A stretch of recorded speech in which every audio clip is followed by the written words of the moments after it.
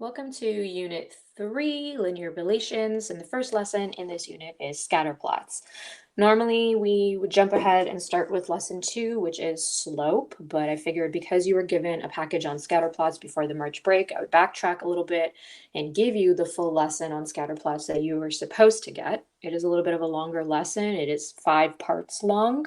It would normally take us 2 days in class to go over it. I am going to film all 5 parts in one video, so it is going to be a little bit of a longer video than usual. The rest of the unit won't be so lengthy. I'll try to keep it a little shorter. If you don't have time to watch this entire video in one sitting, feel free to pause, jump back in when you're ready.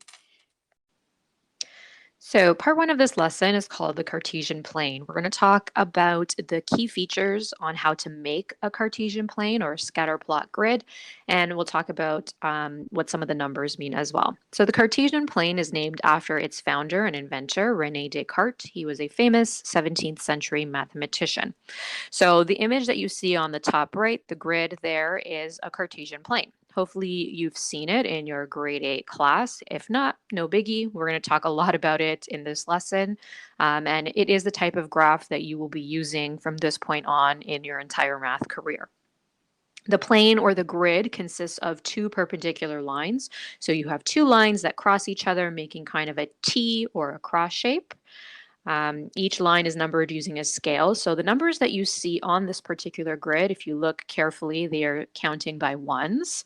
Okay, runs from 0 to 6 on the right, 0 to 6 going upwards, 0 to -6 going to the left, and 0 to -6 going downwards. The most important point on a Cartesian grid is actually the center point, which I'm going to try to mark for you with my stylus. There it is. That is what we call the origin. And the coordinates of the origin point are 0, 0. It runs exactly in the center of the Cartesian plane. The lines that make up the Cartesian plane are very special and important. Okay, you've got one line that is running in a horizontal direction. That is called the x-axis. So I'm going to fill that in here, horizontal. Don't mind my writing. It's hard to write with a fat stylus pen. And the line that is running vertically or up or down, that is called the y-axis. Anytime you make a Cartesian plane for a grid because you're graphing data for a question, it is also super important to your math teacher and for anyone who's looking at your graph that you label each axis with its corresponding letter. So the horizontal number line is the x-axis, and the vertical line is your y-axis. You're going to put a little lowercase letter y there. In the next or the first example, I'll show you actually how to plot points on the grid. And you're going to see when I make my Cartesian plane, one of the first things that I do is label a little letter X on the horizontal line and a little letter Y on the vertical line. Because we make this T-shaped graph, we're actually going to divide up our grid into 4 sections. Each section is called a quadrant. The way we number our quadrants is a little bit different. We don't just use regular numbers 1, 2, 3, and 4. We actually use Roman numerals. Okay, so if you've forgotten your Roman numerals, that's a-okay. We don't use the Roman numeral numbering a lot, but it is just an identifier that we use to number the quadrants. So we're going to start up here on the top. This is quadrant number 1. So I'm going to label it with Roman numeral 1. In case you've forgotten, Roman numeral 1 is kind of like a capital letter I. So that is quadrant number 1. Then if we move in a counterclockwise fashion, this would be quadrant number 2, quadrant number 3 on the bottom left, and quadrant number 4 on the bottom right.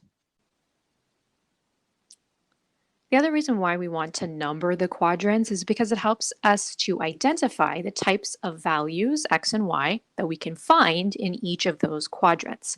So in the first quadrant, both your x and your y values are going to work out to be positive. Because in the first quadrant, we're focusing on the x values to the right. So we're looking at numbers 0 to 6 here, and we're looking at y values that are running upwards. So they're going to be positive 0 to 6. In the second quadrant, we're looking at the upper left quadrant. So here we are on the left-hand side of the x-axis. So we're going to be looking at x values that are negative. They're running from 0 to -6, but we're still focusing on the upper half of the Cartesian plane. So our y values are still going to be positive, meaning 0 to +6. On the third quadrant, or in the third quadrant, we're moving to the bottom portion of the Cartesian plane. And on the bottom left, we are still on the left-hand side of the x-axis. So our x values are going to be negative. They're going to run from 0 to -6. But now because we're on the bottom half of the Cartesian plane, our y values are also going to be negative. They're going to run 0 to -6. When we cycle back to the fourth quadrant, okay, we're going to still have negative y values because we're on the bottom half of the Cartesian plane. But in the fourth quadrant, we're back onto the right-hand side. So my x values are going to be positive. They're going to run from 0 to +6. Before we actually take some data and graph it onto a scatter plot, we need to talk a little bit about ordered pairs. Ordered pairs are the actual data points that you are going to plot onto a scatter plot. They are written in a really particular way or format. And I'm going to do a couple of examples and we'll talk about what each of the numbers mean. So when you write an ordered pair, so for example, let's say my ordered pair is 2 and -4. All of your ordered pairs are going to be written like this. Open bracket, you're going to have a number, a comma, another number, and then you're going to close the bracket. This is what we call an ordered pair in math. Now, what's particular about an ordered pair is the first number that you see represents the x-coordinate. And the x-coordinate tells you how far to the right or how far to the left you're going to travel along the x-axis. The second number that you see is your y-coordinate. And the y-coordinate is going to tell you how far up the y-axis you can travel or how far down you can go along the y-axis. So how do you know if you go right or left? How do you know if you go up or down? Well, the sign of your x and y coordinate is going to tell you which direction you want to go. So in terms of signs in math, if we're moving to the right, that is designated by a positive number. If we are moving to the left, that is designated by a negative number. Same goes for the y-axis. If you are moving in an upwards direction, that's typically designated by a positive number. If you are moving in a downwards direction, that is typically designated by a negative number. So if I wanted to plot the point 2, -4 on a Cartesian plane, my x value is a +2. So that tells me I'm going to start at the origin, and along the x-axis, that horizontal axis, I'm going to move 2 units to the right. Then my y-coordinate is a -4, so that tells me along the y-axis, or in a vertical direction, I'm going to move 4 units down. So if we wanted to try this with another point, let's say -3 and 5. So if I wanted to figure out how to plot this point, I would start at the origin, that center point, 0, 0. I would look at my x-coordinate first. My x-coordinate is -3. So because it's a negative number, I'm going to move 3 units to the left. My y value is a +5, so I'm then going to move 5 units upwards. Okay, so let's actually put this in an example. So example number 1 says to plot and label the following points. We've got point A located at 2 and -1, point B located at -1, -2, and point C located at -1, +1. So the first thing we need to do is we need to fill in this little T-chart that I have here. In math, we call this type of table a table of values. So anytime a question asks you to fill in a table of values, you're essentially filling in a chart that looks like this. One column is designated for your X coordinates or your X values. One column is designated for your Y coordinates or your Y values. So the first thing I want to do is take those points A, B, and C and kind of just plug them into my table of values. So my first point was point A, which was located at 2 and -1. So the X value is 2, the Y value is -1.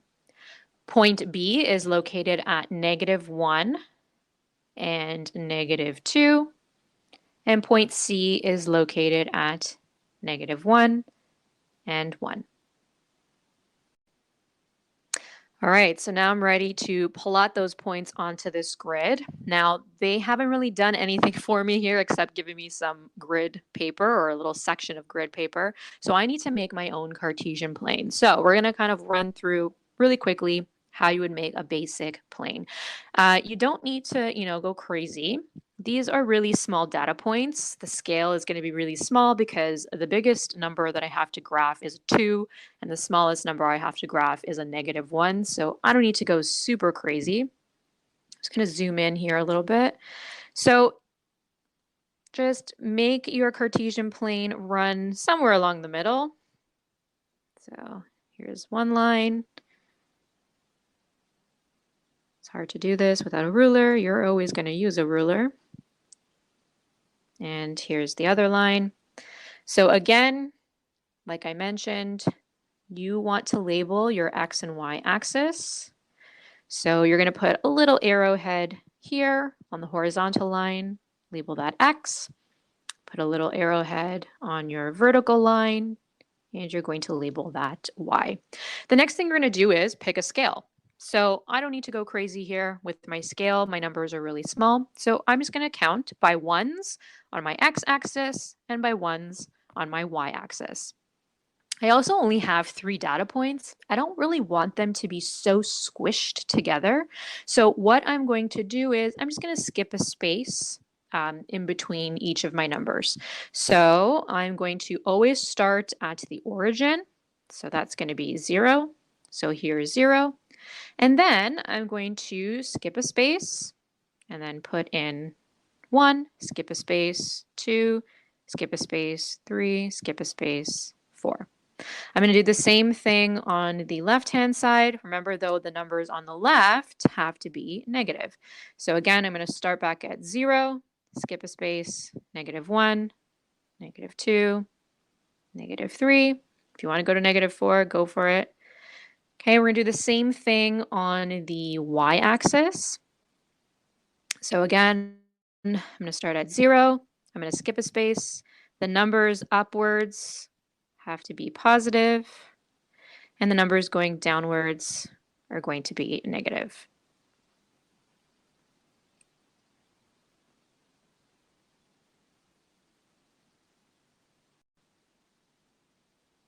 Okay, now I'm ready to plot my points. So my first data point, point A, is located at 2, -1. So what that means is I'm going to start at the origin, and my X value is +2.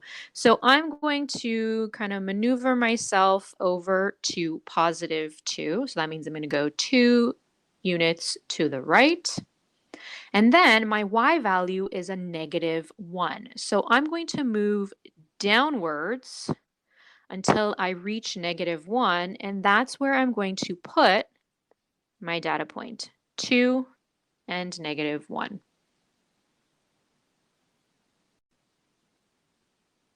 Okay, they called it point A, so I'm also going to call that point A.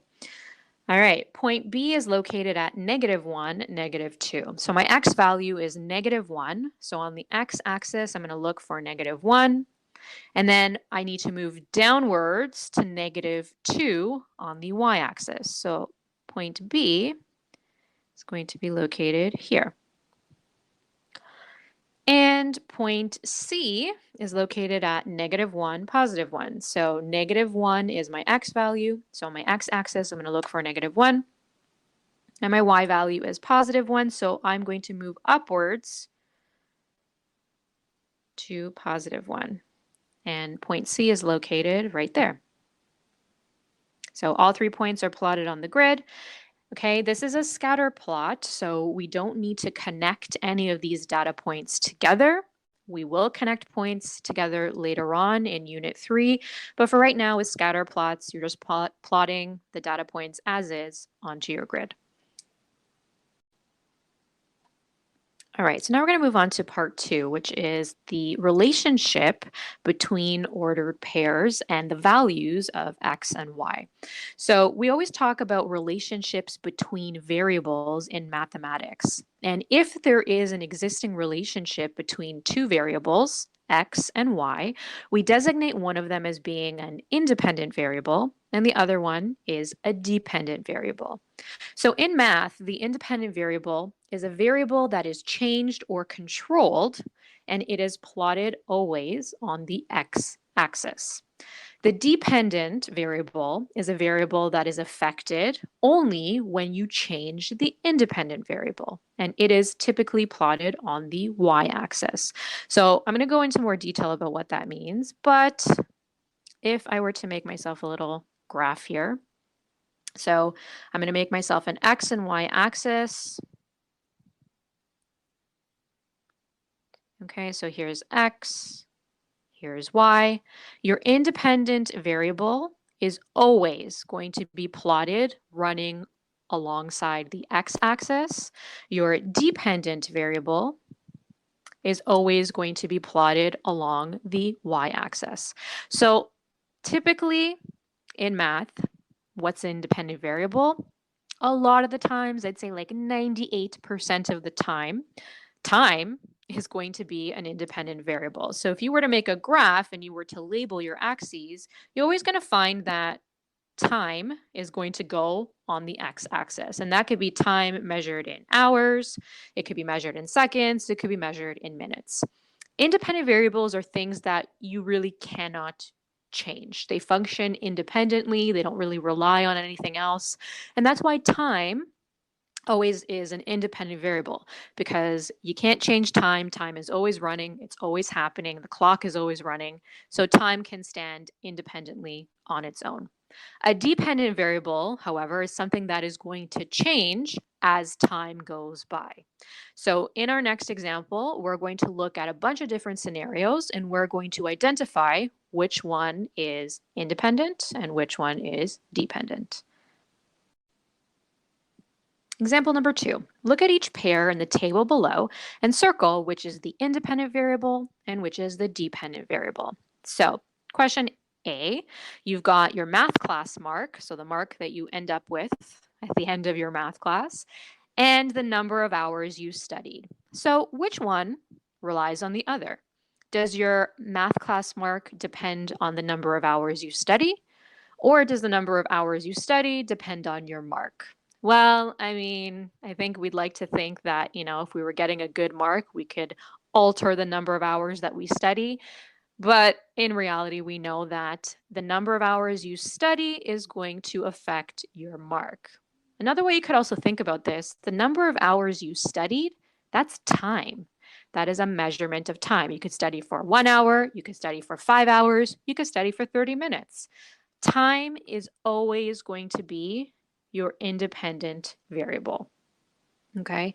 Your math class mark, however, is going to depend on the number of hours that you study. So maybe if you studied for 2 hours, you get a 70.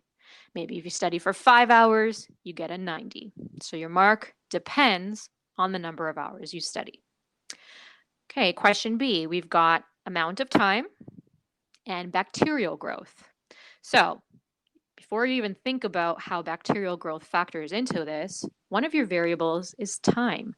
Time, we always know, is independent. Okay, However, bacterial growth, the more time that passes by, your bacterial growth is going to depend on how much time has passed. Okay, if we measure our bacteria, and let's say it's, I don't know, 5 centimeters, and then we come back after an hour and it has grown to 10 centimeters, okay, that growth depended on how much time has elapsed.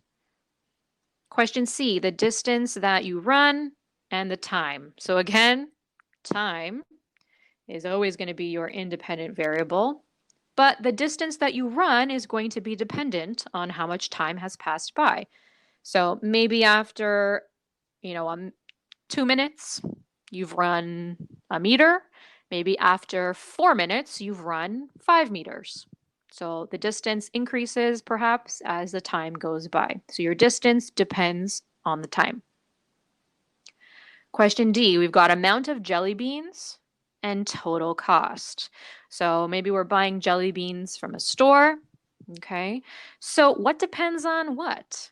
Well, I know that the more jelly beans I buy, well, that's probably going to affect the price of my bill. So my total cost that I pay to the cashier is going to depend on how many jelly beans I buy. So the number of jelly beans can stand independently. You can get as many jelly beans as you want from a store. You could buy, I don't know, 1 gram of jelly beans. You could buy 20 kilograms of jelly beans. It's whatever's in the store. But the price that you end up paying is going to be dependent on how much jelly beans you buy. If one person buys 1 gram of jelly beans, maybe they only spend $1.25. If a person buys 20 kilograms of jelly beans, well, their total cost is going to be significantly higher than the person who only bought 1 gram. And the last one, your blood pressure compared to your physical fitness. So if you don't know much about fitness or health, okay, we know that the more you exercise, the better your overall health is going to be. So my blood pressure is going to depend on my level of physical fitness. Okay.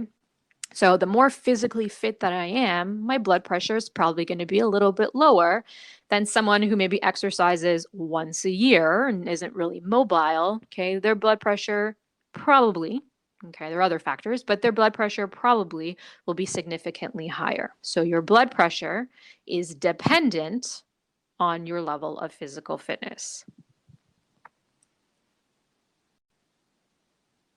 All right, so let's put a little bit of this together. In math, a relation between two different variables can be expressed in a number of different ways. So we can show it in words, we can show it in a table of values, we can represent it in a graph, or our favorite, we can use an equation. So we're going to represent the following ordered pairs as relationships using each type mentioned above. So I have some data points here for you. We've got 1, 4, 2, 5, 3, 6, 4, 7. So words is sometimes tricky to start with, especially when you just have a bunch of random coordinate points and you don't know what they mean or how they're related. So what I actually think we should start by doing is generating the table of values. Easiest thing that you could probably start with. So I've already filled in the X values. We just have to fill in the corresponding Y values. So remember, when you look at a pair of ordered points, okay, your first number is your X value. Your second value, or second number, is your Y value. So that could be said for each of these points. Okay, so once you know that, it becomes a lot easier to fill in your table of values. So if my X value is 1, I know that my Y value that matches that is going to be 4. If my X value is 2, my Y value is 5. If my X value is 3, my Y value is 6. And if my X value is 4, my Y value is 7.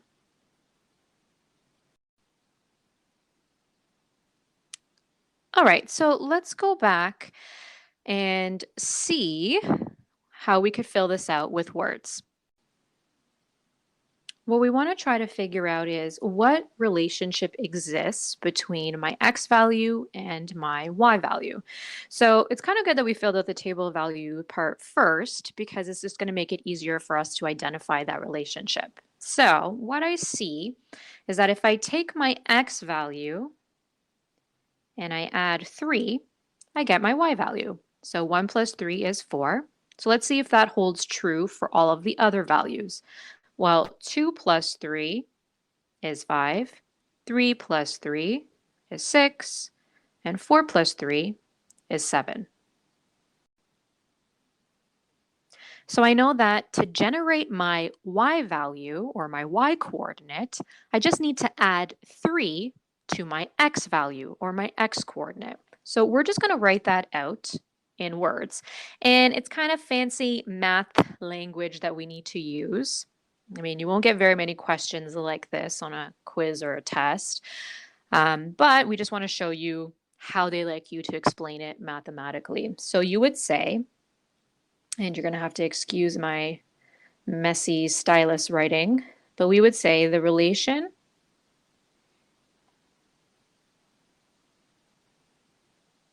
y is such that x is added to 3. Okay, so to create the relation y, I need to take my x value and add it to 3.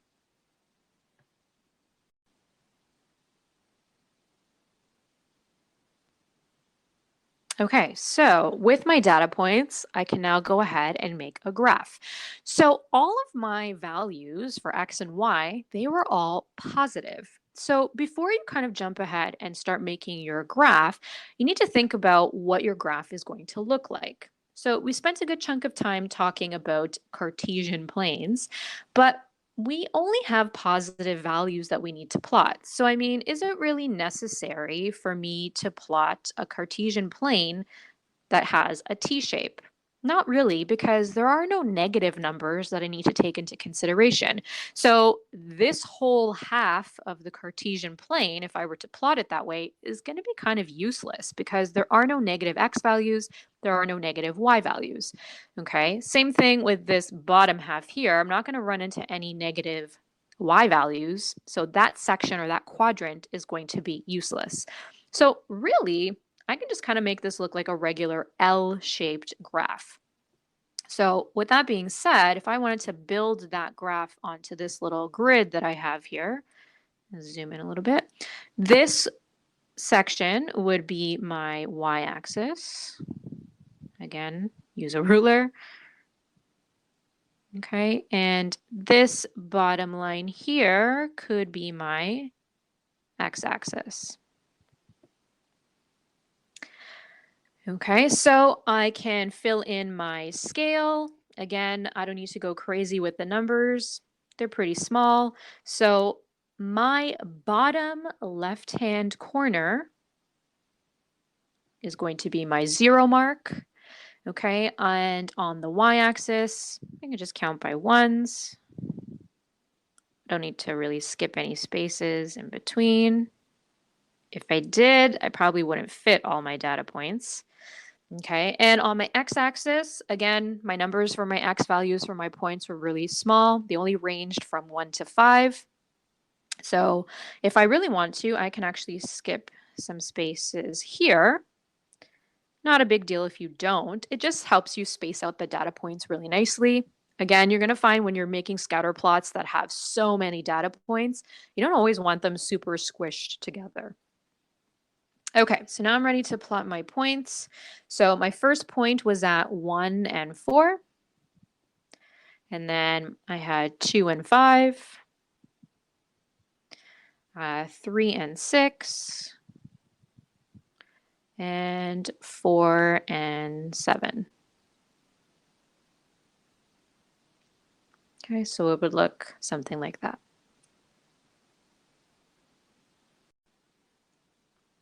Okay, the last thing that we need to do is to represent this with an equation. So to make the equation, we just need to go back and look at what was the relationship that we found between x and y. So we said that to get the y value, we had to take our x value and add 3. So knowing that, my equation then could be written like this. I know that my y value is equal to whatever my x value is plus 3. So my equation would be y equals x plus 3. All right, example number 4, same idea. Okay, we've got a train that travels 80 kilometers per hour. So the first thing they want us to do is to complete the table of values. So they've marked everything and labeled everything for us. Okay, so one of our columns is marked time in hours, and they've even picked a variable for us. So we're no longer using letters x and y as our variables. We're going to use t for time.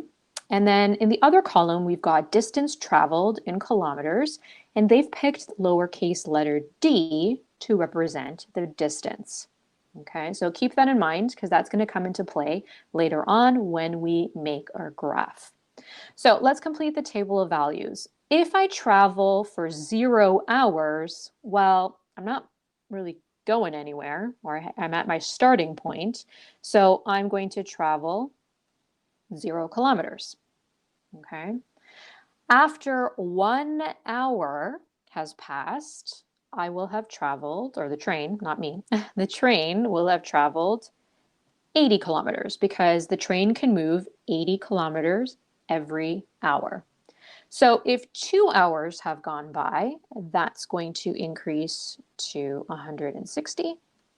And if 3 hours have gone by, that is going to increase to 240. Okay.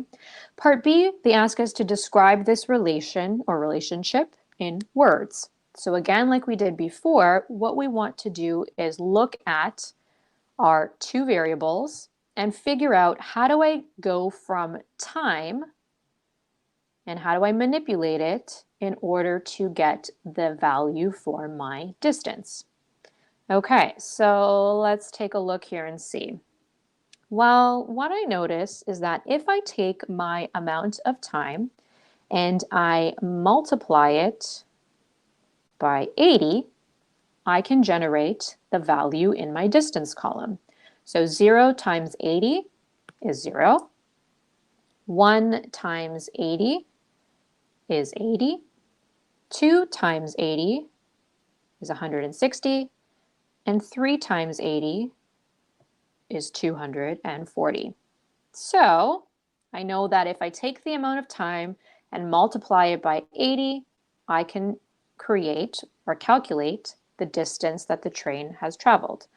All right, so we're going to put that into our fancy math language, just like we did in the previous example.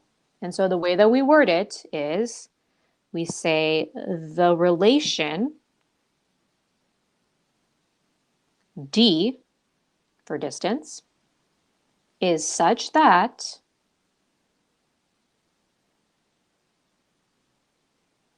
$80 is multiplied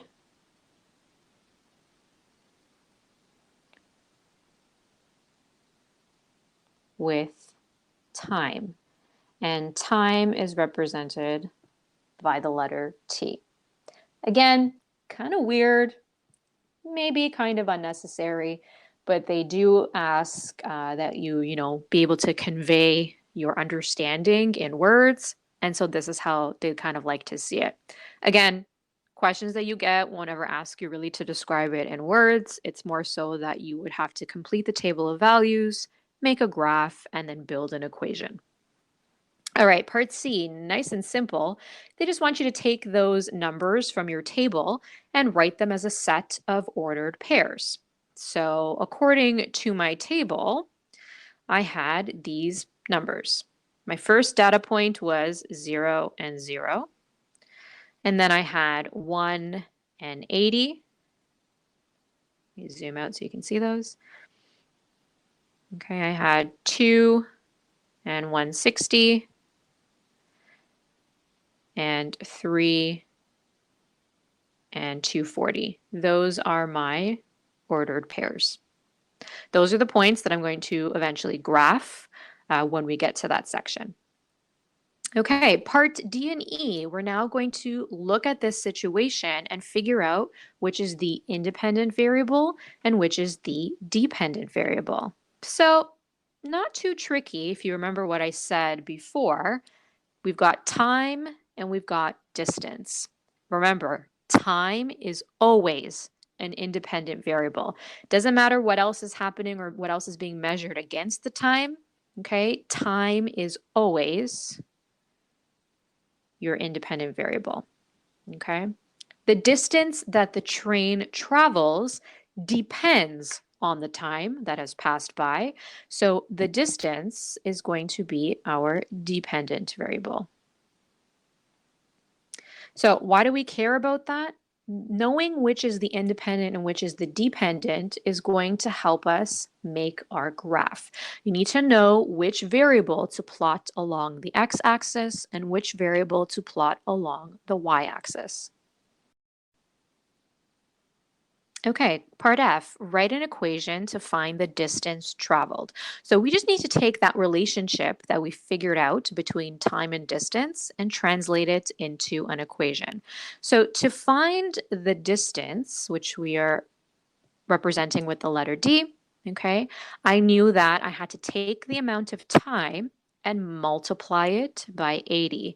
So think back to Unit 2 when we talked about how to write or translate English into algebra. Okay, if I want to say the time multiplied by 80, I'm not going to say T80, I'm going to say 80T. So the distance is equal to 80 multiplied by the time, and time is represented by lowercase t. Part G, use the equation to determine how far the train will travel in 19 hours. So I know my equation, it's D equals 80t, and I know the amount of time. The time that has passed by is 19. So in the place of t, I'm going to substitute 19, and then it's just a straight multiplication. 80 multiplied by 19 is 1,520. Okay, remember, always need a sentence. So we're going to say, therefore, the train will travel 1,520. This is where units come into play. Remember, distance for the train was measured in kilometers. So you're going to put that in, 1,520 kilometers. And the last thing that we need to do to close off this question is actually make the graph. So they want you to plot the time, which is your independent variable, on the x-axis, and the distance, which is your dependent variable, on the y-axis, and draw a graph representing the relationship. And they ask you to make sure to label the axes and the scale. So again, we don't have any negative numbers, so this is going to be a regular L-shaped graph. Okay, so I'm going to make a line for my x-axis, a line for my y-axis. Okay, so our two variables were time and distance. Again, independent variable always goes along the bottom or the x-axis. So our independent variable was time. Time was measured in hours, so please don't forget to put units on your label. And we're not going to put the letter X here like we normally do because in this particular question, remember, they picked a letter for us. For the variable of time, they picked little t. So you're actually going to put little t to signify that time is being measured along the x-axis. On the y-axis, okay, or the dependent variable, that was the distance. So I'm going to just turn my screen, zoom in a little bit, and I'm going to label this as distance. Not as horrific. Let's clean this up a little bit. Okay, and the same thing, you are going to make sure that you put in, okay, this is as good as it's going to get. You're going to put in your units. And same thing, you need to label your axis with the appropriate variable. So they picked D for distance. All right, scale. So the distance, okay, we were counting by 80s. Okay, so if I want to go back and look at my chart, okay, I'm going to see that my distance was counting by 80s. My time, however, is counting only by ones. So I don't need to go too crazy. So I'm going to put a 0. And my time, I'm just going to skip count by ones.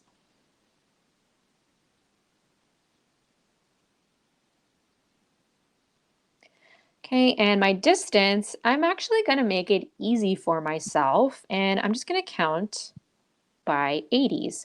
You can count by whatever you like. Just remember, all of your data points need to be able to fit on your graph. So again, you can skip spaces in between if you have this space. If you don't, then obviously you're not going to skip. So I'm going to skip a space. This is going to be 80. And then I'm going to have 120, 160. Actually, let's do this. 160. I'm going to skip a space. This is going to be 240. I'm going to skip a space, and then this is going to be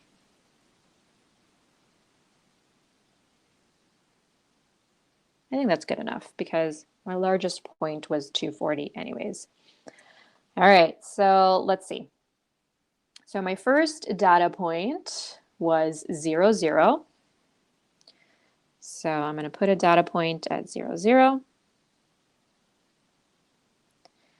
Then I had 1 and 80. I had 2 and 160. And I had 3 and 240. Okay, so in the past with the other examples, we've kind of left it here. Once I plotted my points, I was done. Okay, so how do I know when I need to start connecting the points together? Okay, this was an actual concrete situation. It was a train that was traveling consistently 80 kilometers every hour. So there is a direct relationship between each of these data points because I know that every hour that passes by, my train is going to travel another 80 kilometers. So when we have situations like this, where there is a direct or concrete relationship between our two variables, we're going to connect those together with a line. Okay, so only because it's hard for me to do this with a stylus, I'm just going to use kind of brokenish line. If you have a ruler, it's going to be nice and easy for you to do this. Okay, and again, at the end of your line, you're going to put an arrowhead. Why do you need an arrowhead? Well, this line can continue on and grow longer and longer as the time continues to go by. I could easily figure out what the distance would be at 4 hours, what the distance would be at 5 hours, and if I extended my graph all the way up to 20 hours, I could fill in each of those data points because I know that the relationship is being multiplied by 80 every single hour. All right, last example in this section.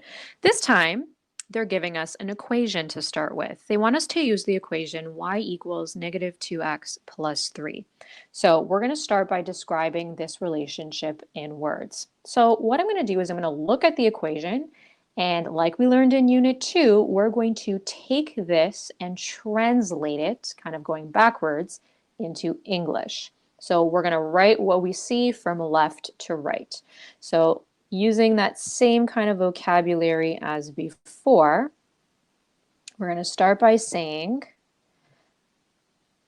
the relation y is such that, okay, so what's happening to x? Well, I see negative 2x. So again, remember when you've got number and variable written side by side together like that, that implies that it is being multiplied. So I'm going to say the relation y is such that x is multiplied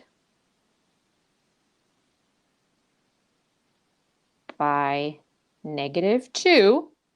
And then what comes after that? Well, I see plus 3. So that tells me once I take x and multiply it by negative 2, well, then I need to add 3 on top of that. So we've got the relation y is such that x is multiplied by negative 2 and added by 3. Okay, so now we need to complete a table of values. And this entire table is left completely blank. Okay, so it's going to be to your discretion what numbers you want to pick for x, and we're going to have to calculate the y values. So let's keep it simple for ourselves. We'll start at 0, and we'll just count upwards by 1. So I'm going to go 0 to 6. If you want to pick negative numbers, you could totally do that too, but we'll just keep it nice and simple and just use some positive x values. So because we were given an equation, what we're going to need to do is plug in these x values into our equation. So what do I mean by that? So our equation was y equals negative 2x plus 3. So negative 2, then it would be an x, but I know that x is going to be equal to 0. So in the spot of x in the equation, I'm going to plug in 0, my first x value in my table, and then I'm going to add 3. So we're actually going to calculate this. Negative 2 times 0 is 0. 0 plus 3 is 3. We are going to repeat this same process all the way down the table. So I'm going to fill in each of my x values into the equation, and I'm going to calculate each one to determine the corresponding y value. Once you start filling a few of them in, you're probably going to recognize that there is a pattern, and then you can just skip count by that number. So let's start with the next one. So it's negative 2 multiplied by 1. That is negative 2. Negative 2 plus 3 is 1. Negative 2 multiplied by 2 is negative 4. Negative 4 plus 3 is negative 1. Negative 2 multiplied by 3 is negative 6. Negative 6 plus 3 is negative 3. All right, so if I look at my y values, let's see if I can figure out a pattern, just make this easy for myself. So from 3 to 1, 1 to negative 1, negative 1 to negative 3, okay, I see that it is decreasing each time by 2. So, knowing that and using that sense of logic, my next number would have to be negative 5, then negative 7, and the last one would be negative 9. And again, you can go back and do the math and see if it actually works out. So negative 2 multiplied by 4 is negative 8. Negative 8 plus 3, negative 5. Haha, that's right. Negative 2 times 5 is negative 10. Negative 10 plus 3, negative 7. That's correct. So I know that my pattern here was correct. So the table is done. The next thing that we are asked to do is we're going to be asked to take these numbers and rewrite them as a set of ordered pairs. Those ordered pairs are the data points that we're going to use to make our graph. Okay, so part C, write the relation as a set of ordered pairs. So following the numbers that were in my table, when my x value was 0, my y value was 3. When my x value was 1, the y value I calculated to go with that was 1. And then I had 2 and negative 1, 3 and negative 3, 4 and negative 5, I had 5 and negative 7, and I had 6 and negative 9. So these are the data points. Don't mind my change in font size. And those are the data points that I'm now going to plot onto my graph. Okay, a little different here because now I have a mix of positive and negative numbers. So I'm going to have to adjust how I build my Cartesian plane on the little grid square that I have at the bottom there. So let's look at our x values. My x values are all positive. I've got 0, 1, 2, 3, 4, 5, and 6. So I don't need the negative portion of my x-axis because all my x values are positive. But when I look at my y values, I've got a mix of positive and negative numbers. So my Cartesian plane needs to dip down into some negative numbers. So the way that I want to build my graph, it's got to fit everything onto this little square. So something to keep in mind when you're building your Cartesian plane, it doesn't have to, first of all, be centered running in the middle, okay? You could totally skew it a little bit to the left, a little bit to the right, depending on how much positive and negative numbers you need, okay? So most of my y values are negative, okay? So I know I'm not going to need too much of the positive y values. Okay, I need more space kind of towards the bottom. So let's make an arrow here. We'll call this the y-axis. Okay, so let's see. What is my biggest or most positive y value? So that would be this number here, 3. I don't have anything bigger than 3. So when I make my scale on my graph, let's say this is 3. So this would be 2, this would be 1, this would be 0. So knowing that is 0, this is where my x-axis is going to run through.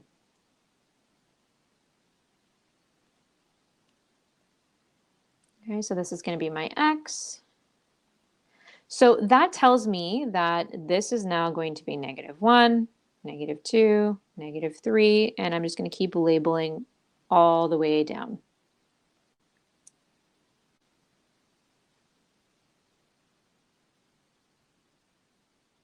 Okay, now I know that my last data point actually does go to -9. Is it going to fit on this one? Not so much. That's okay. You could totally change the scale if you wanted to. If you don't want to skip count by ones, you could count by twos, make it a little bigger. Up to you, that's fine. If we miss this last data point, not going to be the end of the world. Okay, on my x-axis, again, I only have numbers that are counting by ones, so I'm also going to count my scale on my x-axis by 1. So this is going to be 1, 2, 3, 4, 5, 6. Okay, time to graph. So my first data point is 0 and 3. So that's going to be up here. Then I've got 1 and 1, 2 and -1, 3 and -3, 4 and -5, 5 and -7. So that's going to be here. And then 6 and -9 is going to run off of my grid, so I'm just going to leave that point out, okay? Again, there is a direct relationship between my x and my y values. I know that if I take my x value, multiply it by 2, and then add 3, I can generate the next value. So this graph really could go on and on and on. Okay, I could extend it, make it longer, drag it down, and make it a full picture. So I'm going to connect these points with a solid line. I'm going to try my best. It's not going to be as neat as your graphs are going to be because you get the luxury of using a ruler.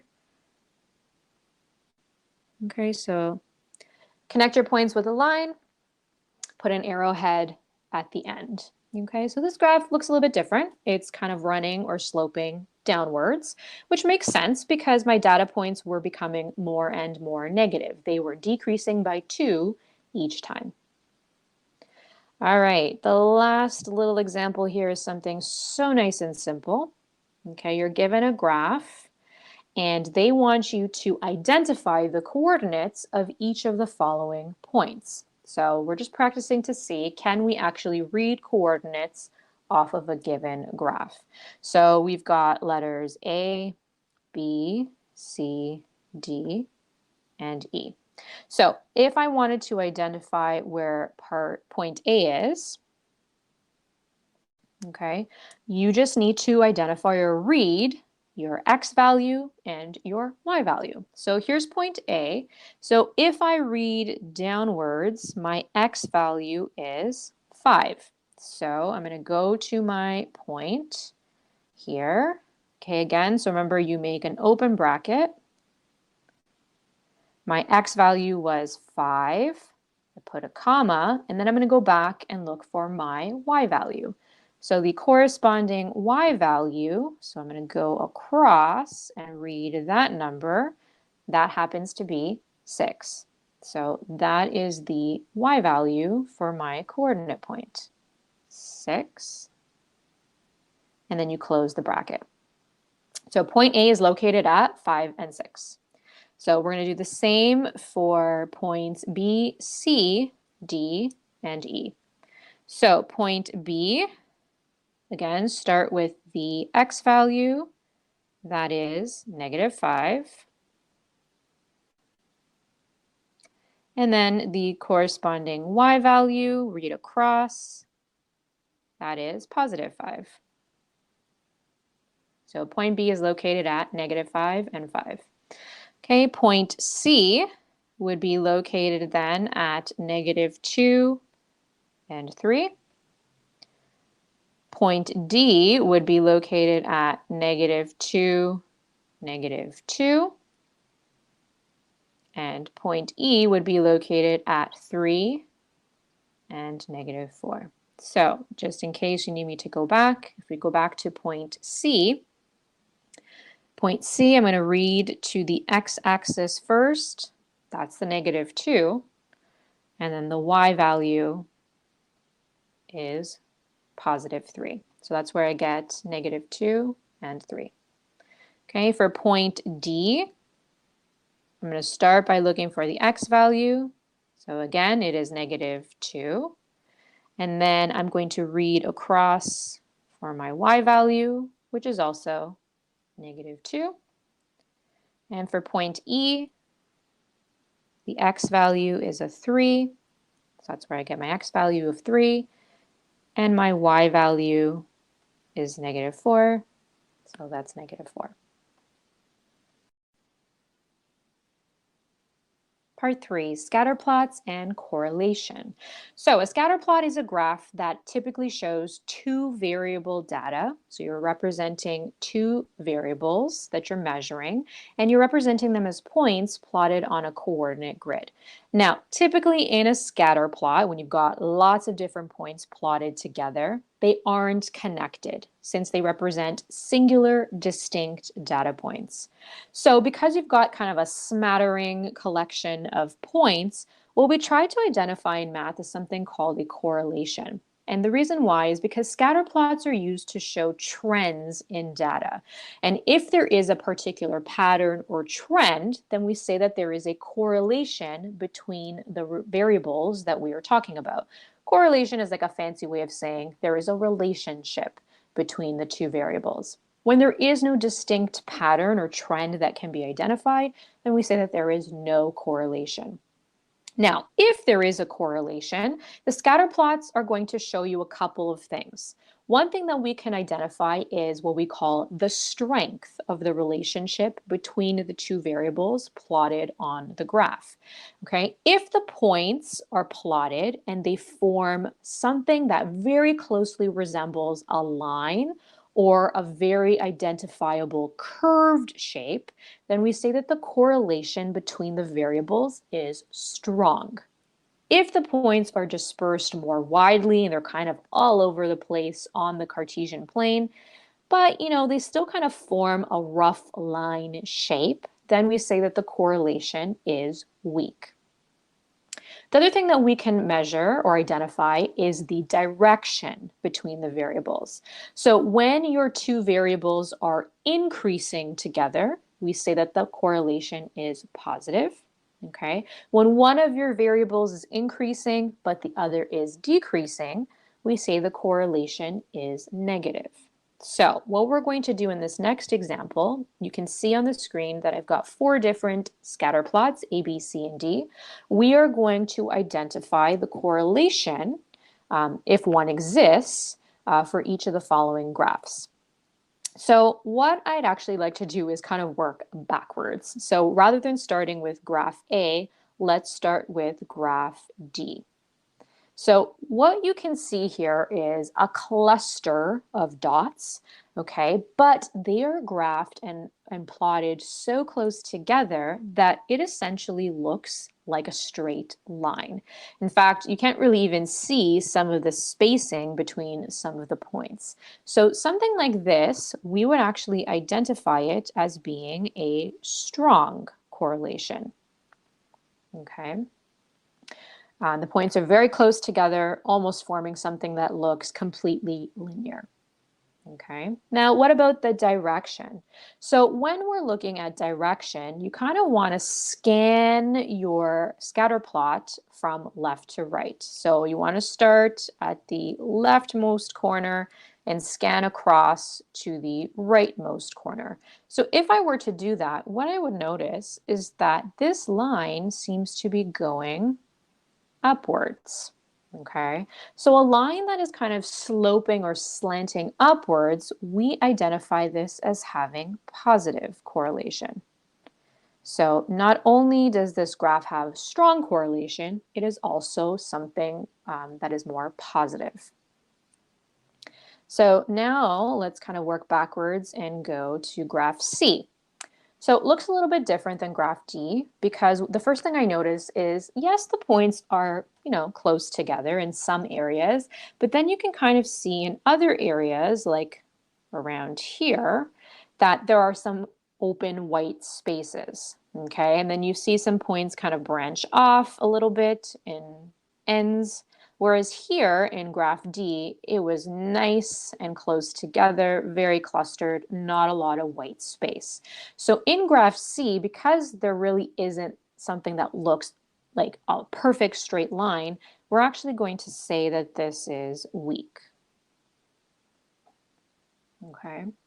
Again, in terms of direction, if I were to kind of scan this shape, it looks like it is moving more in a downwards direction. So data that seems to be moving in a downwards direction, we would say it has a negative correlation. So this would be weak and negative. Okay, graph B, strong or weak? This one is definitely going to be weak because as you can see, the points are kind of clustered together in some sections, like right here, but then there's a lot of empty, open white space in between, which tells us that there is a weak relationship between these data points. And then in terms of direction, If we were to follow the shape, it still is kind of slanting upwards. So this one we could say is weak, but it is also moving in a positive direction. And the last one, graph A, is there really anything kind of happening here? Is there any kind of trend or relationship that we can see? It just looks like a bunch of data points just graphed in that square, right? Is it really sloping upwards or downwards? Not really. It's just kind of one big blob in the center. And it doesn't seem to be weak or strong. I mean, if anything, it is weak, but I mean, is it really weak? The points are just kind of dispersed all over the place. So for something that looks like this, a true scatter plot where the points are so scattered, we would actually say that this is no correlation. There isn't any kind of relationship that we can identify between the points. Part 4, lines or curves of best fit. So once you've made a scatter plot and you've figured out that there's a particular correlation between the data points that you've plotted, something else that we can explore, look into, is something called a line of best fit. A line, or a curve even, of best fit is a straight line or a curve that best represents the data on a scatter plot. Now, this line or curve may pass through some of the data points, it may pass through none of the data points, or it may even pass through all of your data points. When we plotted scatter plots in the previous examples and we talked about connecting the data points with a straight line, those were examples where the data points were perfectly linear and we were able to connect a line that was able to run through all of the points. But when you have a scatter plot where the data is kind of plotted and it's all over the place, maybe there's a very weak correlation between the points, it's not going to be easy to draw a line that hits or connects through all of the data points. And this isn't a game of broken lines where you're just going to, connect all the points in some kind of random fashion. A line of best fit is useful to represent your data in order to predict values that may not be displayed on the plot. And the line or curve of best fit is determined by the correlation between the two variables on a scatter plot. Another name for a line of best fit can also be referred to as a regression line or a trend line. So before we actually go through how to draw a line of best fit, there's something that we need to talk about called an outlier or an outlier point. So I have a little scatter plot here in the corner. Okay, and plotted on this scatter point is age versus height. So let's talk about these variables. Okay, which one is independent, which one is dependent. So age is the variable that is plotted on the x-axis. Okay, and what do we know about age? Well, age is a measurement of time, and time, like we talked about before, is always plotted on the x-axis and always acts as an independent variable. Your height, on the other hand, is going to be a dependent variable. Your height depends on your age, and we know that there is a direct relationship between age and height. The older that you get, the taller you become, or your height will increase as your age increases. And that's something that you can see here on this particular scatter plot. As a person's age increases or goes up, the person's height also increases or goes up.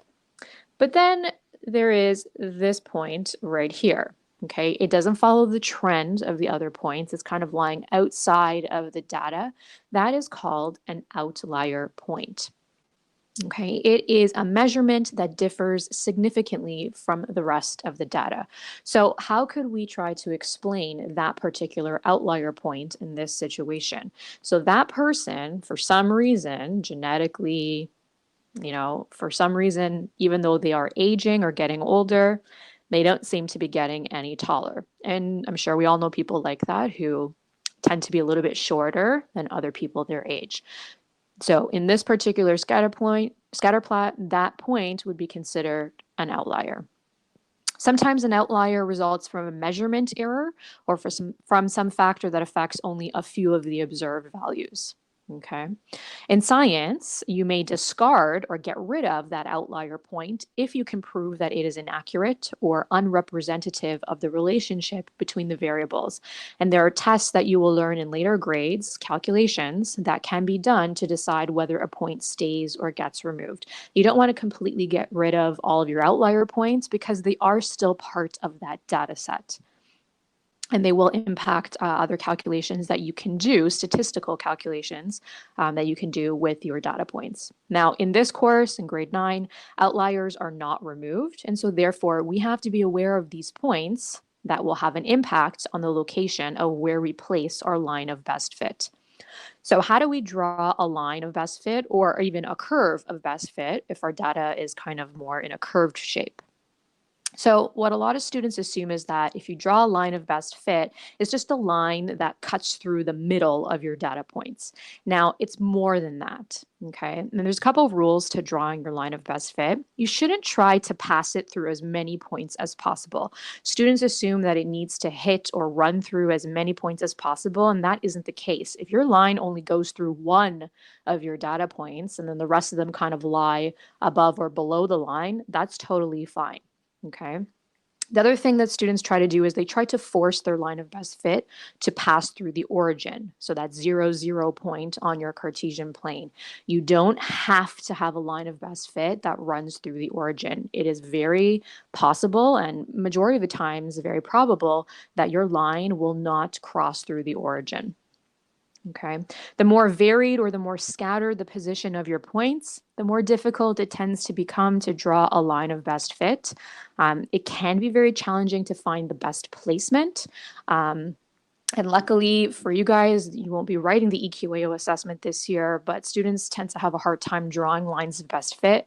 But on the EQAO assessment, the markers or the evaluators are very reasonable in grading because they know that everyone's going to have a different positioning or placement of their line. And so there is a range of answers that are accepted as valid or correct.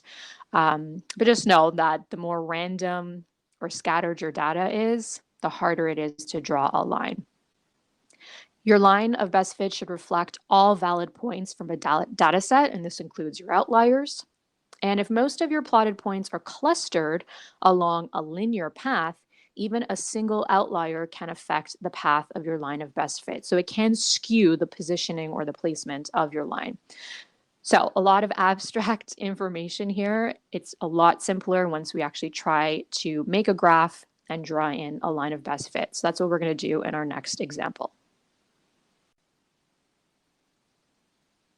Example 9.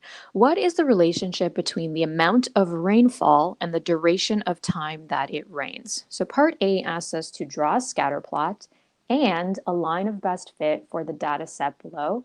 They ask us to label the axes and include a title. So the data is already given to us in a table of values. So if we look at the chart, we've got time measured in hours. And they're counting up by or increasing by 1 hour, from 1 hour to 10 hours. And then they've measured the amount of rainfall in milliliters. So these are all coordinate points that we are going to plot onto our grid. And a lot of the work is done for us. They've set up the grid for us. They've picked scales for both the X and Y axes. The only thing that they hadn't done for us is they hadn't assigned variables or letters to time and rainfall. So because they didn't do that, what we're going to just do is use the same variables X and Y to label our axes. So what I'm going to do is I'm actually just going to extend this out and put an X, extend this out and put a Y. Okay, we do have to label.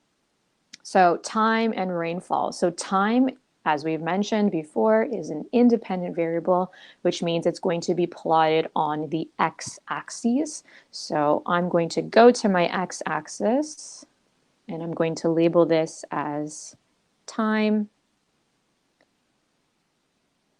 in hours. So that means my y-axis is going to carry my dependent variable, which is rainfall. The amount of rainfall that falls to the ground is going to be dependent on the amount of time that has passed. So alongside the y-axis, I'm going to label rainfall If I can do this.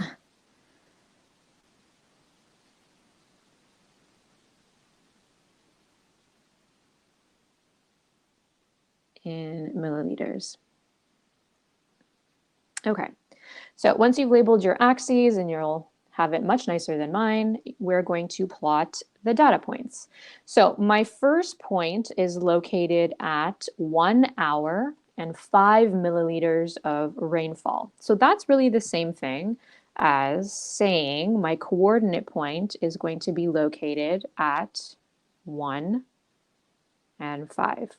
So all of these can be written as coordinate points.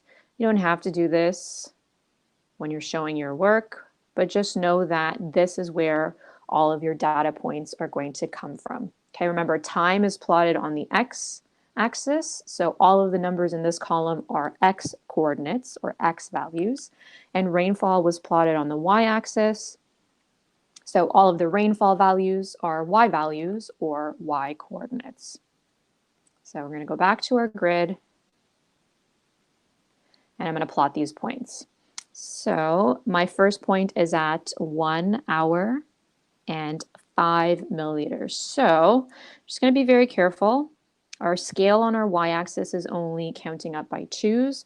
So that means this is going to be 1 hour here. And 5 is going to fall somewhere between 4 and 6. So my first point is going to be somewhere here.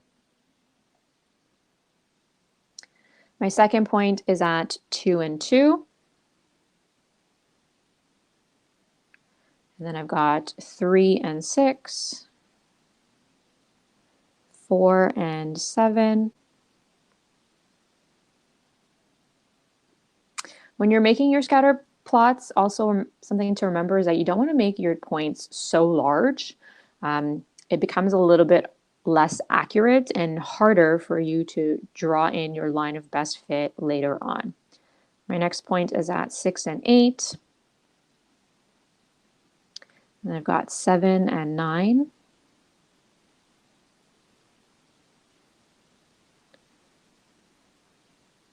Uh, 8 and 12.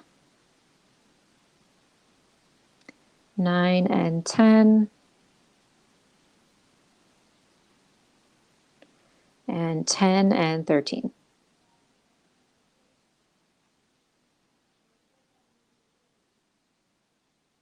Okay, so true scatter plot, we've got a random smattering of data points on our grid. Okay, if we had to describe the correlation, I would say this is a weak correlation. And it does look like that it is a sloping upwards or rising in an upwards fashion, so this would also be a positive correlation. So the next thing we want to do is draw in a line of best fit. So it's going to be a little bit more difficult for me to do here because I don't have a ruler that I can place down. So I'm going to have to try to eyeball it as best I can on my tablet. But what you would really be trying to do here with a line of best fit is you want a line to run through as many points as possible, but remember, it doesn't have to hit every single point, and there's no way I can get a solid straight line to run through all of these data points. And I also want there to be about the same number of data points above the line and below the line. It doesn't have to be an equal number above and below the line, but roughly in the same ballpark. I also don't want to try to force my line to run through the origin if it can't. In a lot of cases, it might run through the origin, but it doesn't have to, and it's not a big deal if it doesn't run through the origin.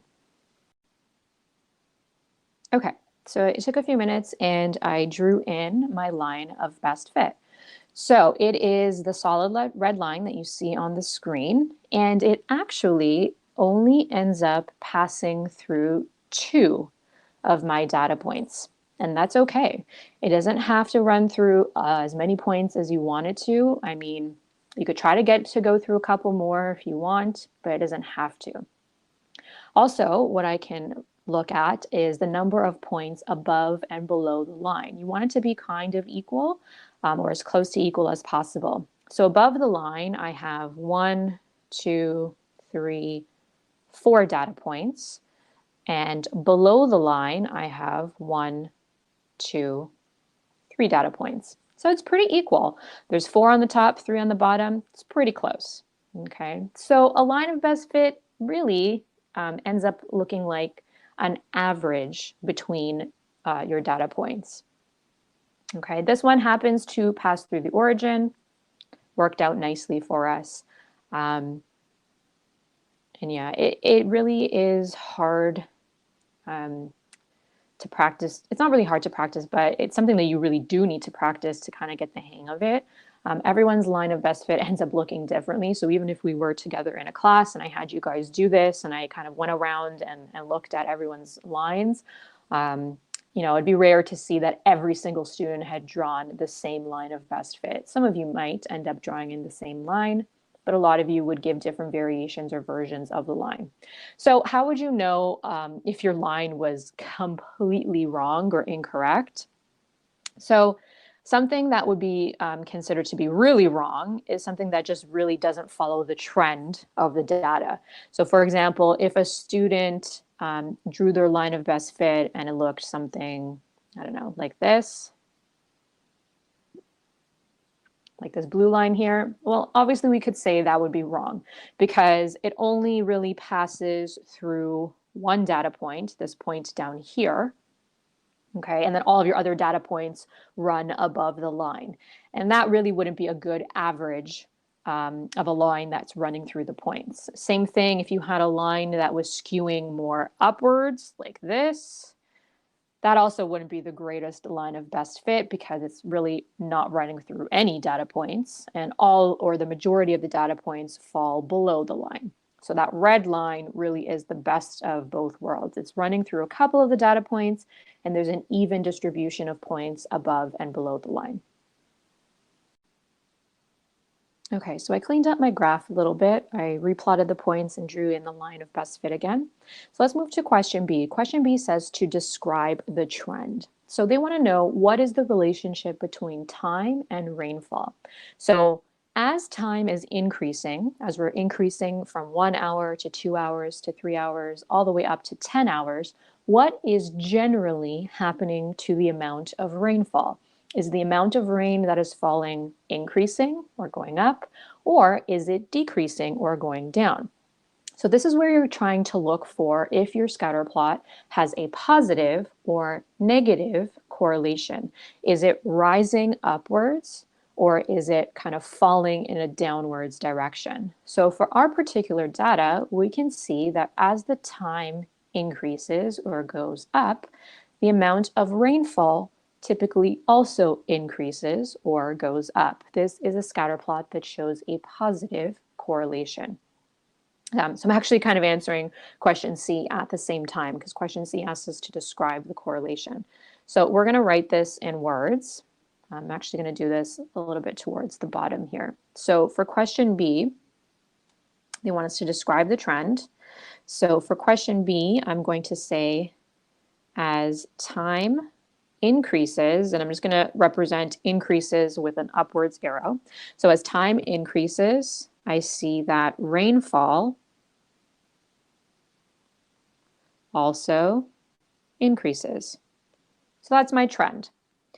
And in terms of the correlation, okay, we said that this is a positive correlation because both variables are increasing at the same time.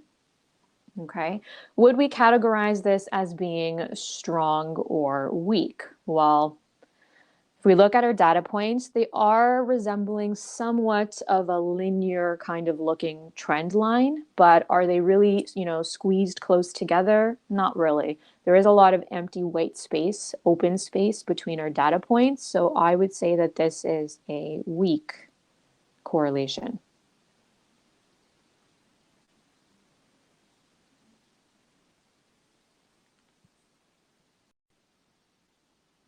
All right, we're finally at the last part, part 5, which is about interpolation and extrapolation. So the last piece or the last feature that we can use a scatter plot for is to make predictions about our variables. Now, this can only be done if there's a relationship or a trend between the variables. And if there is, we can use our data points and our line of best fit to make predictions. So there's two types of predictions that we can make. One is called interpolation, and the other is called extrapolation. So on this little scatter plot here, I'm going to try to zoom in as best I can. There is a bunch of data points in yellow, these yellow dots here in the center, and there is a line of best fit also drawn in yellow running through the data points, okay? There's also these blue barriers kind of drawn in. So if we are making a prediction about the data that falls within the range of your data points, and your data points are only right here in the center. There's nothing out here in this area. There's nothing out here to the left in this area. Interpolation means you're using your set of data points to make a prediction. So what I mean by that is, let's say on the x-axis, this was time in seconds. And let's say here on the y-axis, this was distance in meters. Okay, so let's say I asked you to make a prediction about what the distance would be if I was at 30 seconds. So here I see is 20 seconds, here is 40 seconds. So I know that 30 is somewhere in between. Okay, so to figure out what the distance would be approximately at 30 seconds, what I would do is I would take my pencil or my pen and I would read upwards and I would stop when I hit my line of best fit. So in our case, I'm drawing up to the yellow line. Once I touch the line, I'm going to stop. And then to get the distance that is measured at 30 seconds, I'm going to read across. So I know that that's 60, here's 80, I know in the middle is 70. So I don't know, roughly at 30 seconds, the distance seems to be about 61 or 62 meters. So that is a prediction that I'm making using my data. That's called interpolation. So now let's say I asked you to predict what the distance would be at 60 seconds. So 60 seconds, I can see that here on my x-axis, okay? But at 60 seconds, that falls in this area of my graph here. There are no data points in this particular section of the graph. All of the data points are here in the center. So if I am making a prediction that falls outside the range of data points, that is called extrapolation. Okay, we're still going to follow the same method though. So I'm going to find 60 seconds on my x-axis. I'm going to draw a line upwards. You're going to use a ruler to do this.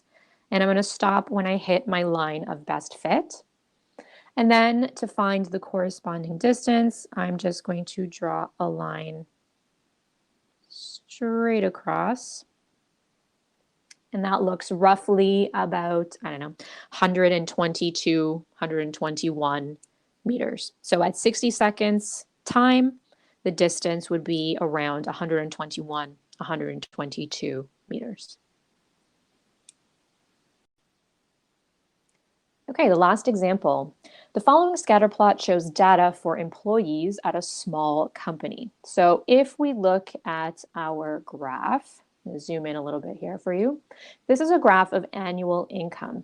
They are showing a graph of a person's age in years plotted against their income in thousands of dollars. So this is not $30, $40, $50, $60. It's more 30,000, 40,000, 50,000, 60,000. So the other thing that I actually want to talk about here is these little squiggly line symbols that they've included here on the graph. Some of you might already know what these mean, but if you've never seen these symbols before, what that symbol implies is that they've skipped a couple of values and jump-started their scale at a particular value. So we know that when we make a Cartesian plane or any kind of scatter plot graph, this bottom corner is the 0 mark. Okay, if I look at the scale on my y-axis, I can see that it is skip counting by 10, 30, 40, 50, 60, 70, but they started counting at 30. What happened to 10 and what happened to 20? Well, they wanted to save a little bit of space so that they could fit in all of their data points. So they just skipped the values of 10,000 and 20,000, and they just jump-started their scale at 30. It is totally possible to do that. You just need to imply or indicate that you've skipped some values by putting in that little squiggle mark. The same thing on the x-axis where they plotted age. Okay, the corner, remember, represents 0, but then the first value that we see on the x-axis is 20, or 20 years age.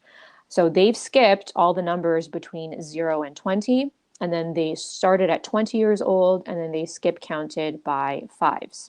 So the squiggle mark there indicates that they have skipped a few years between 0 and 20, and they're just going to simply start their scale at 20 years old.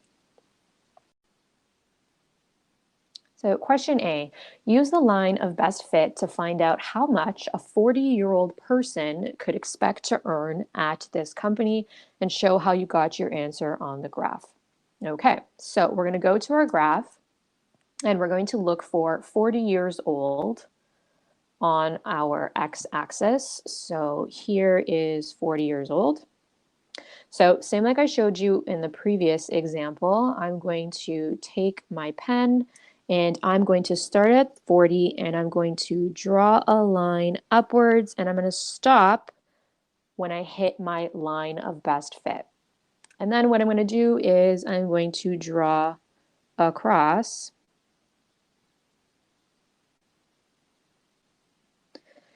and I'm going to stop once I hit my y-axis. So I stopped somewhere here, and to me that looks like that's going to be 55 roughly.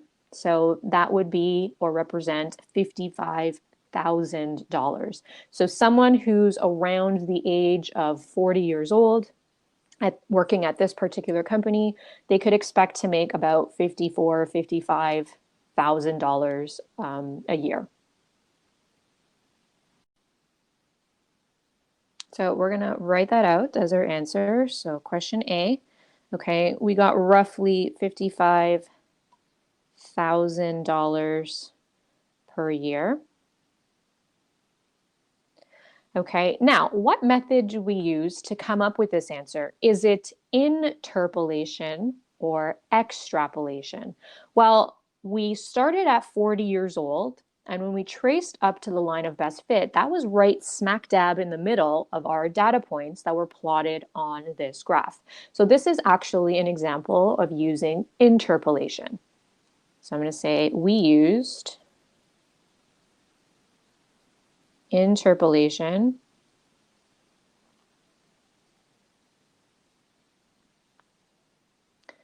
okay, to get our answer. Okay, question B, same idea. They want us to use the line of best fit to predict how old one would need to be in order to earn $65,000 per year. So same thing, we're going to go to our graph. I'm going to zoom in here.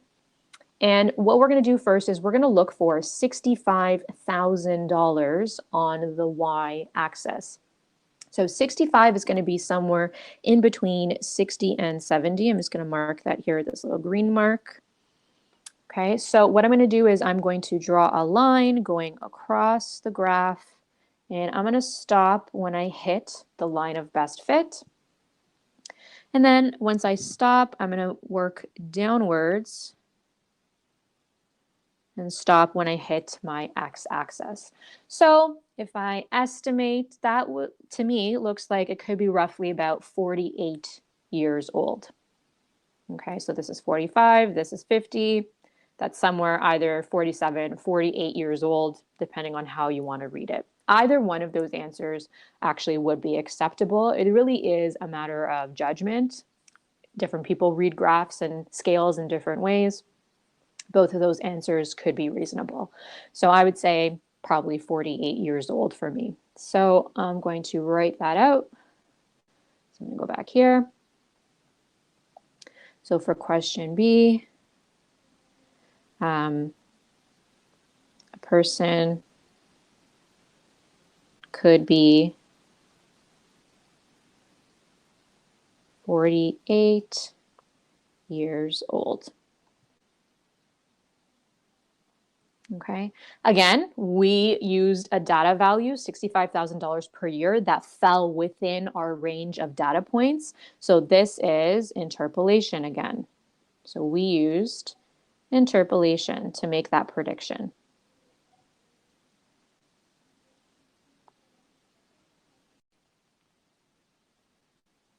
Okay, I'm going to give you one more scenario. It wasn't included in the question, but I want to give you one more last example. So let's say I asked you to figure out the income of someone who was 65 years old. So if I look at my graph, the very last data point that was graphed over here, okay, if I try to mark or follow how old that person was, looks to me about maybe 54 years old. So if I'm asking you to find the income of someone who is 65 years old, 65 years old is over here. It falls outside of the range of data points because our data points stopped over here. So anything outside in this area falls outside the range of data points. So if I'm asking you to make a prediction about someone who is 65 years old, we are going to be using the process of extrapolation. The same method though, we're going to take our pen or pencil, we're going to start at 65 years old, we're going to trace upwards until we hit the line of best fit, and then we're going to read across. Now mine's not super accurate because I'm not using a ruler, I'm trying to be as straight as possible here. Okay, so looks roughly, it could be about, I don't know, anywhere between 83,000, 84,000. It could even be 85,000 if your line maybe was a little bit more straighter than my line. But a question like this, if you had it on an assignment or a test, reasonable answers would typically be anywhere between 83,000 to 85,000. I think if I had made my line a little bit straighter, it probably would be closer to $84,000 or $85,000. Okay, so this is an example of extrapolation. I'm making a prediction about a value, 65 years old, that fell outside the range of the given data points on this particular scatter plot.